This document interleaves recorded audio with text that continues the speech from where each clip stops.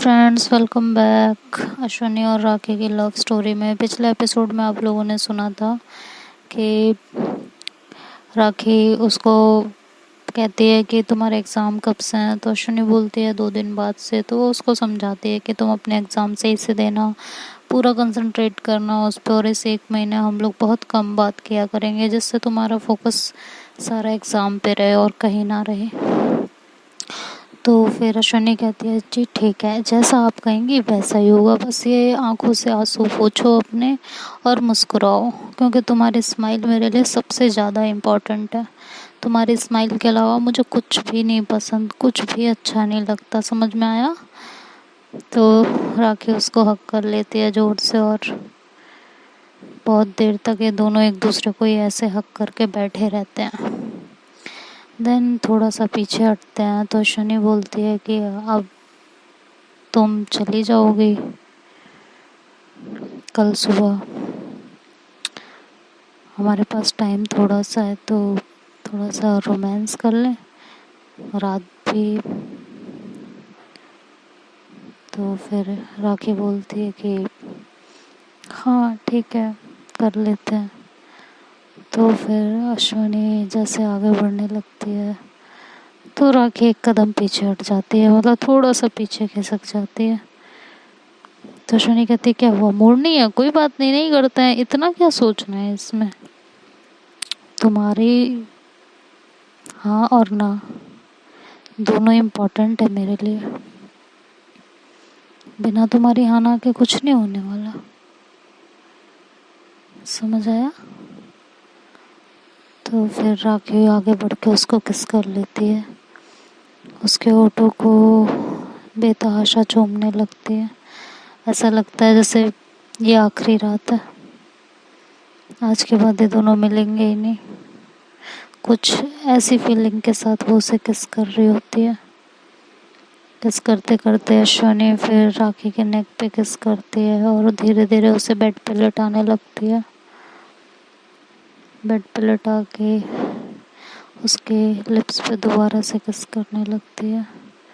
तो राखी जैसे ही उसको रोकने की कोशिश करती है तो अश्विनी उसके दोनों हाथों में अपने हाथों की उंगलियां फंसा लेती है और टाइटली होल्ड कर लेती है बेड पे, और उसे किस कर रही जा रही होती है।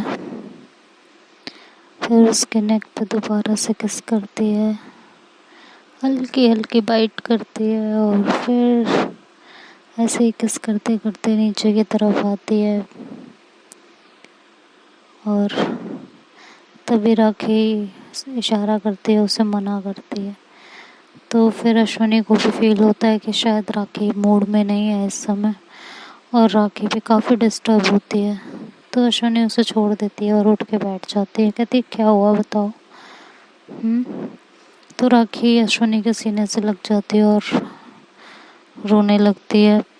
तो अश्विनी एकदम घबरा जाती है, कहती क्या हुआ है, क्यों रो रही हो इतना, क्या बात है, क्यों परेशान हो, बताओ मुझे, कोई बात हुई है, कोई टेंशन है, क्या है, क्या चल रहा है दिमाग में, बोलो। तो राखी बोलती है मुझे तुमसे दूर नहीं जाना, मुझे बहुत अजीब सी फीलिंग आ रही है, जैसे कुछ गलत होने वाला है, कुछ खराब होने वाला है, मुझे कुछ भी समझ में नहीं आ रहा कि क्या होने वाला है और क्यों होने वाला है। मैं बहुत डिस्टर्ब हूँ इस समय, बहुत ज़्यादा, बहुत अजीब सा डर है मन में, मुझे नहीं जाना है, मुझे रोक लो ना प्लीज़, प्लीज़ रोक लो। तो अश्विनी कहती है ऐसा कुछ नहीं होने वाला यार, आप ज़्यादा सोच रहे हो, और कुछ नहीं, मॉम की तबीयत ठीक नहीं है, माँ बाप पहले आते हैं, समझो रो राखी, समझो, उन्होंने पैदा किया है, सबसे बड़ा एहसान उनका यही होता है कि वो इस दुनिया में हमें लेके आते हैं जिससे इस खूबसूरत दुनिया को हम देख सकें।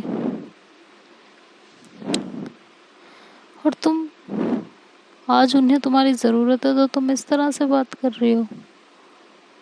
जाओ यार, तबीयत ठीक हो जाएगी, देन हम मिलेंगे ना, हम कौन सा बहुत दूर हैं कि मिल नहीं सकते, हम फिर से मिल लेंगे, इसमें कोई बहुत बड़ी बात नहीं है। तो परेशान होना तुम बंद करो एकदम, ठीक है? बिल्कुल परेशान नहीं होना है। और सुनो मेरी बात ध्यान से। तो बोलती है हाँ बोलो। तो कहती है कि तुम मुस्कुराओगी तो मेरे होठों पे हंसी आएगी, तुम्हारी आंखों का आंसू मेरी आंखों से निकलेगा, तुम्हारे सीने का दर्द मेरे दिल को तड़पाएगा। अब तुम डिसाइड करो कि तुम्हें रोना है, हंसना है, परेशान होना है या ठीक रहना है। क्योंकि जिस एहसास को तुम फील करोगी ना, वही एहसास मैं फील करूँगी। मैं तुमसे इस तरह जुड़ी हुई हूँ। समझ में आया? और अब ज़रा ये बताओ तुम कि अपनी आंखों से आंसू पोंछने का मुझसे क्या लोगे? हाँ, बहुत हो चुका, बहुत निकल चुके आंसू। तो बस कर जाओ, और कुछ नहीं होने वाला, ठीक है? तो राखी उसको और टाइटली हक कर लेती है, उसके शर्ट को जोर से पकड़ लेती है। तो शनि जब ये देखती है तो वो भी फिर घबरा जाती है। वो भी मन में सोचती है कि इतना क्यों घबरा रही है ये, क्या हो गया ऐसा। अश्विनी जी, जब मोहब्बत में आपका महबूब आपसे पहली बार जुदा होता है ना, तो ये डर तो लाजमी होता है। और जब आपका महबूब आपको आपके डर से वाकिफ करवा रहा हो ना, तो उसके डर को समझना चाहिए। तो अश्विनी फिर उसको पकड़ती है और जोर से उसे हक करती है। 5-10 मिनट उसे ऐसे ही हक करके बैठी हुई होती है और कहती है, राखी लिसन, कुछ नहीं होने वाला, कुछ भी नहीं होगा, ठीक है? मैं तुम्हारे साथ हूँ और सब ठीक होगा। अब तुम्हें परेशान होने की बिल्कुल भी ज़रूरत नहीं है, ठीक? अगर तुम परेशान हुई ना, तो मैं परेशान होंगी। तो तुम खुद डिसाइड करो। मैं बता रही हूँ, मैं बहुत टेंशन में आ जाऊंगी और मेरे एग्ज़ाम भी हैं। फिर मेरा एग्ज़ाम पे कंसंट्रेट नहीं हो पाएगा अगर तुम इस तरह से रिएक्ट करोगी, इस तरह से रहोगी। तो बात को समझने की कोशिश करो प्लीज़। कुछ नहीं होने वाला, सिर्फ मॉम की तबीयत ठीक नहीं है बस, उन्हें है ना ज़रूरत तुम्हारी। तो राखी ऐसे ही उसके सीने से लगे लगे ही अपने सर को हिला देती है और कहती है, प्लीज़ कुछ मत बोलो ना, मुझे ये ऐसे ही हक करके बैठे रहने दो प्लीज़। तो अश्विनी उसको ऐसे ही हक करके बैठी रहती है और चुप हो जाती है। दोनों एक दूसरे की सांसों को महसूस कर रहे होते हैं। राखी उसके दिल की धड़कन को महसूस कर रही होती है कि उससे दूर होने का जितना दर्द राखी को है, उतना ही दर्द अश्विनी को है। बस अश्विनी शो नहीं कर रही होती। और ऐसे ही बैठे बैठे राखी सो जाती है।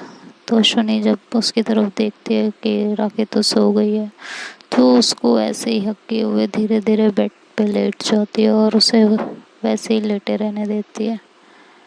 और अश्विनी भी फिर सोचते सोचते सो जाती है कि उसके बिना वो कैसे रहेगी। शादी के माहौल में इतने दिन उसके साथ बिताए हैं, लड़ाई झगड़ा प्यार मोहब्बत हर एक इमोशन साथ में देखे हैं। और मेरा वो कमरा जिसमें हमने वो रात गुजारी थी, मैं कैसे रहूँगी उसके बिना। तो ये सब सोचते सोचते उसकी भी आंख लग जाती है और वो भी सो जाती है। अगले दिन ये लोग उठते हैं, वहाँ से अपने घर के लिए निकल जाते हैं और राखी वहीं से बीच रास्ते में से ही अपने घर के लिए निकल जाती है। अश्विनी को बाय बोल के।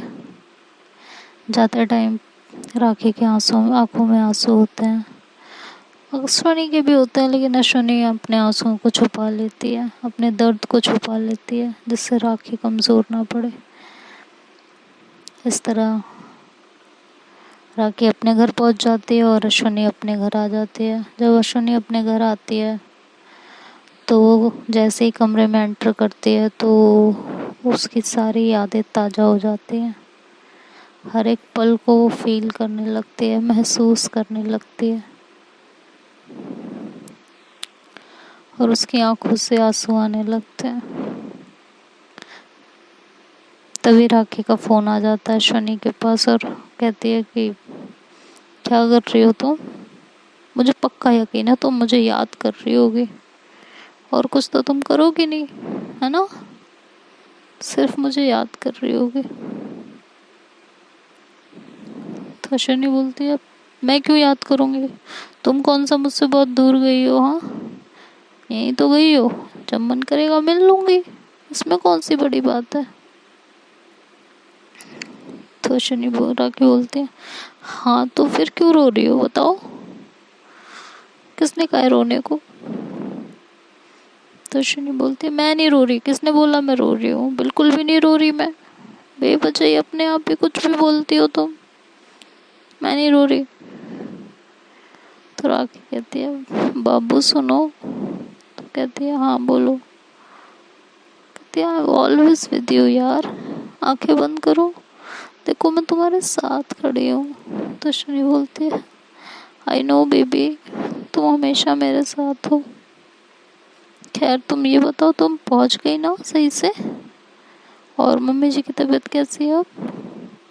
तो राखी बोलती है कि हाँ ठीक है पहले से, और मैं पहुँच गई थी, तभी तो तुम्हें फ़ोन किया ना बताने के लिए कि मैं पहुँच गई हूँ। नहीं तो मैं क्यों फ़ोन करती तुम्हें? इतना शौक नहीं है मुझे तुमसे बात करने का?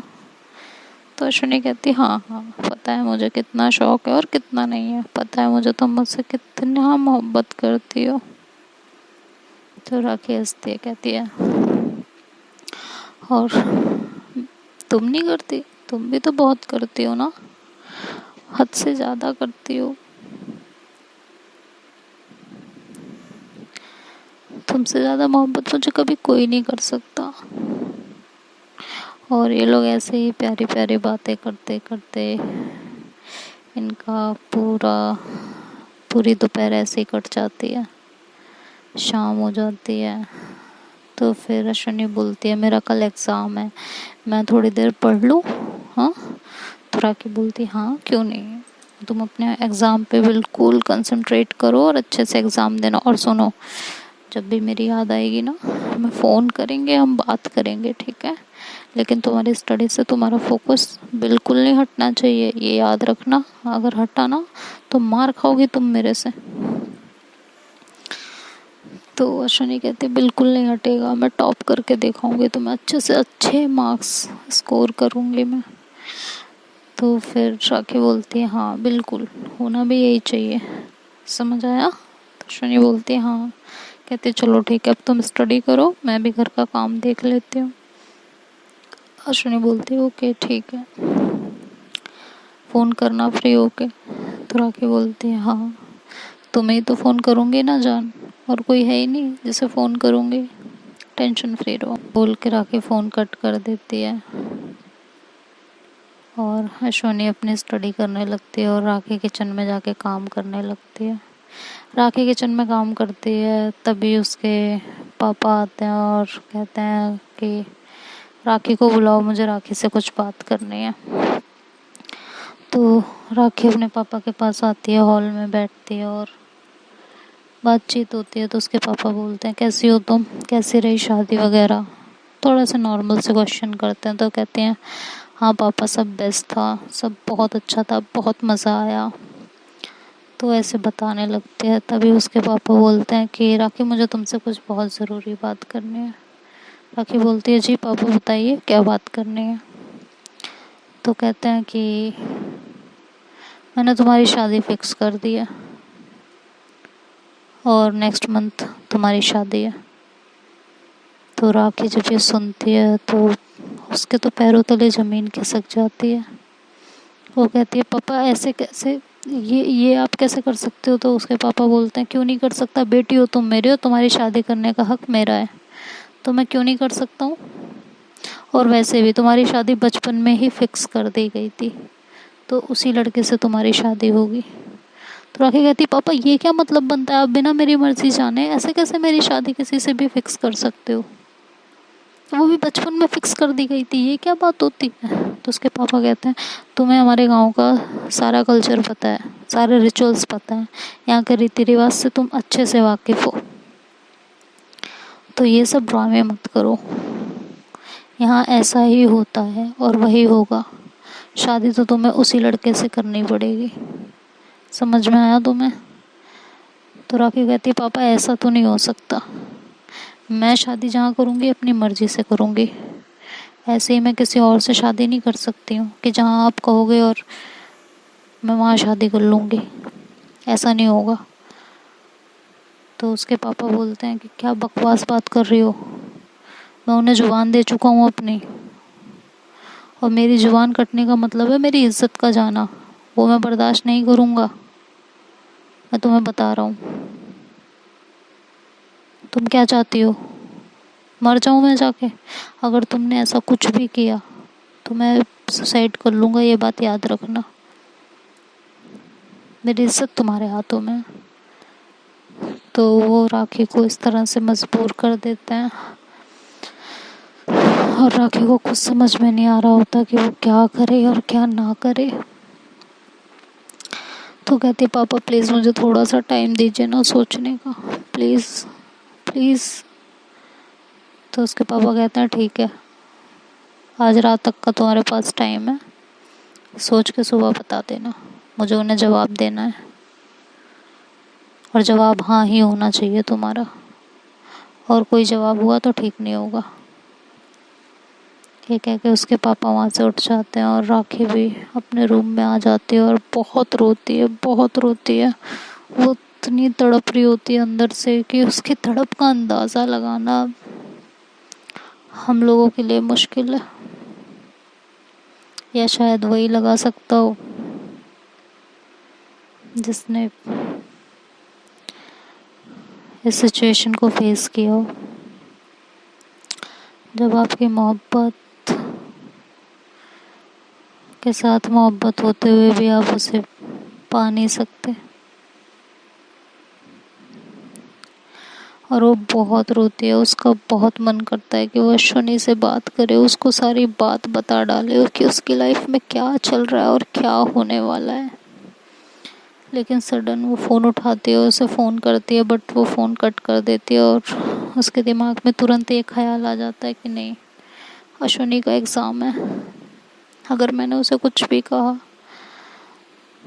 तो वो एग्ज़ाम नहीं दे पाएगी, उसका पूरा करियर ख़राब हो जाएगा, और मैं ऐसा नहीं कर सकती हूँ, मैं इतनी सेल्फिश नहीं हो सकती हूँ, मुझे उसके एग्ज़ाम तक वेट करना पड़ेगा।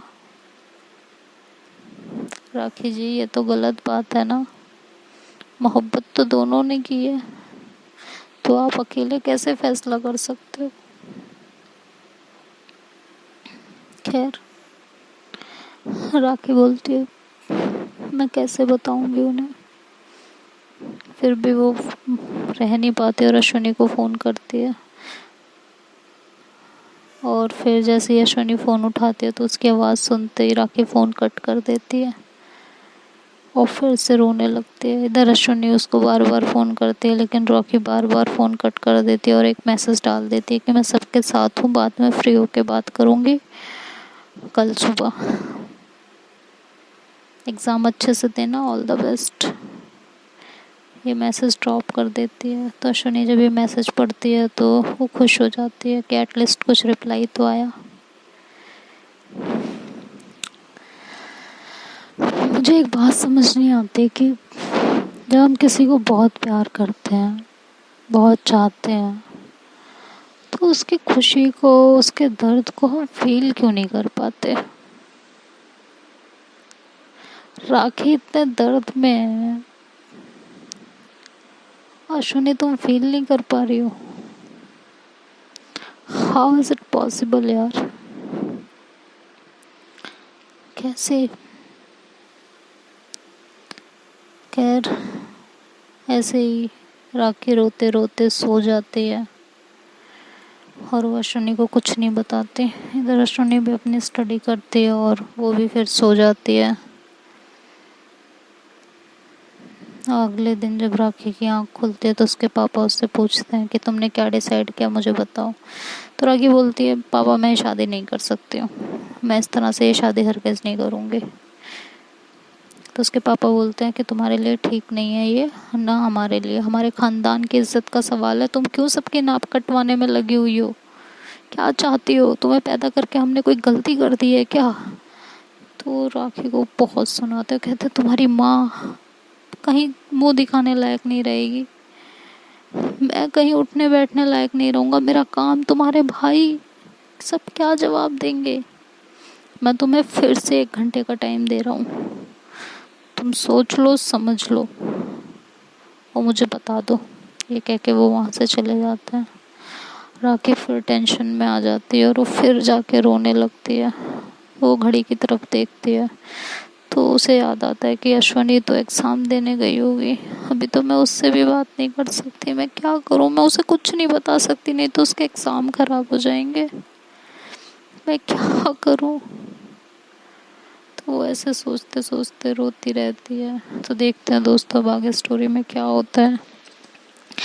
क्या राखी कोई रास्ता निकालेगी या इनकी कहानी क्या मोड़ लेगी, ये तो आगे के पार्ट में पता चलेगा। और आप लोगों को क्या लगता है कि राखी को, अश्विनी को सब बता देना चाहिए या नहीं बताना चाहिए? ये तो आप लोग डिसाइड कीजिए, कमेंट कीजिए। बाकी आगे के पार्ट में पता चलेगा कि क्या होता है। Bye bye, take care. और शायद कल या परसों में इस स्टोरी का एंड भी हो जाए, मे बी हैप्पी एंडिंग और मे बी सैड एंडिंग, कुछ भी हो सकता है। सब कुछ राखी जी के हाथ में। लेट्स सी क्या होता है। Bye bye, take care.